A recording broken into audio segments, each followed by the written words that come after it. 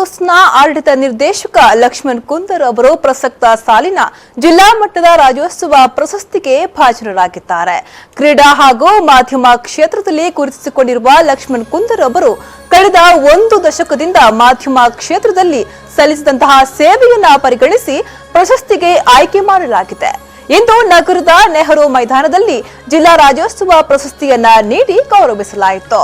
ಜಿಲ್ಲಾ ಉಸ್ತುವಾರಿ ಸಚಿವ ಯುಟಿ ಖಾದರ್ ಸೇರಿದಂತೆ ಶಾಸಕರಾದ ವೇದವ್ಯಾಸ್ ಕಾಮತ್, ವೈ ಭರತ್ ಶೆಟ್ಟಿ, ಪಾಲಿಕೆ ಮೇಯರ್ ಭಾಸ್ಕರ್ ಕೆ, ಐವನ್ ಡಿಸೋಜಾ, ಜಿಲ್ಲಾಧಿಕಾರಿ ಸಸಿಕಾಂತ್ ಸೆಂಥಿಲ್, ಪೊಲೀಸ್ ಆಯುಕ್ತ ಟಿಆರ್ ಸುರೇಶ್ ಇನ್ನಿತರ ಗಣ್ಯರ ಉಪಸ್ಥಿತಿಯಲ್ಲಿ ಪ್ರಶಸ್ತಿ ಪ್ರದಾನ ಮಾಡಲಾಯಿತು.